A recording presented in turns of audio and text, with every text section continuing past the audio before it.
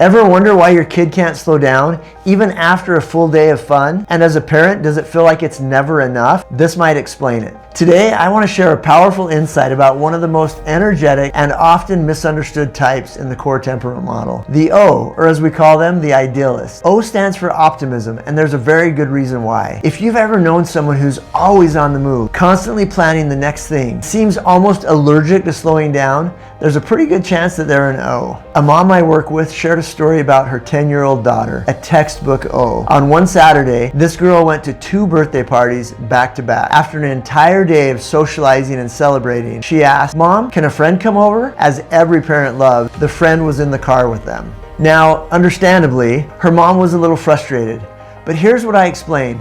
This isn't just a case of a child being high energy or overstimulated. This is a deep, instinctive drive that lives at the core of the O temperament. This had everything to do with 2 very predictable aspects of the O temperament. 1, O's live in the present. 2, they want to be enjoying themselves all of the time. O's are driven by the pursuit of positive, enjoyable emotion. They are spontaneous, optimistic, and wired to live in the moment. But along with that comes a strong aversion to anything that feels dull, flat, or routine. They don't just want to have fun, they need to be having fun, because underneath all that energy is hidden a fear, the fear of boredom, and just as strong, the fear of missing out. For an O, FOMO isn't a pop culture punchline. It's a very real emotional experience. They often feel a deep sense of anxiety that something exciting or meaningful might happen and they won't be a part of it. It's not about being ungrateful. It's about being wired for constant motion,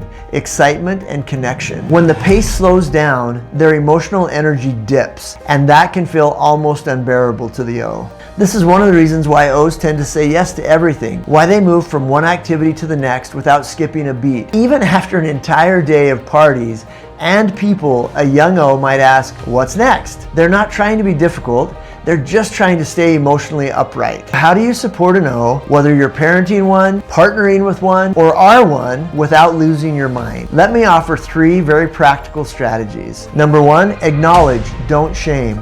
Let them know that it makes perfect sense that they love being around others, moving from one thing to the next, and doing fun things. That's part of who they are. But also let them know and recognize when it's time to shift gears and do something else. 2, pre-plan meaningful fun. O's handle downtime much better when they know what's coming next. Even having something on the calendar gives them a sense of anticipation and security. Number 3, redefine rest. Frame rest not as missing out, but as needed balance.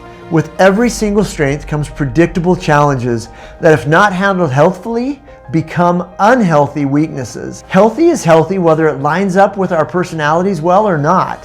When healthy doesn't line up well with the way that our brains naturally work, you can either develop a skill, a process, or a partnership. O's will blow off important priorities to keep having fun. Things like setting deadlines, purposefully moving from one activity to the next, and planning fun things all are important strategies to help an O be able to have and maintain more balance in their lives. O's bring light, laughter, and connection into our lives. They help us remember what joy actually looks like. They also need help learning that stillness won't steal their sparkle, that they're valuable even when there's nothing exciting going on. If you're living with an O or love one deeply, understanding their core motivation can transform your relationship with them and with yourself. Whether you're raising an O, married to one, or are one, just know their superpower is their energy and their struggle is real. Let's help them manage both. If you're living with an O or love one deeply, understanding their core motivation can transform your relationship with them and with yourself. If this video resonated with you, give it a like, share it with someone who's raising an O, and hit subscribe for more temperament insights from the core model.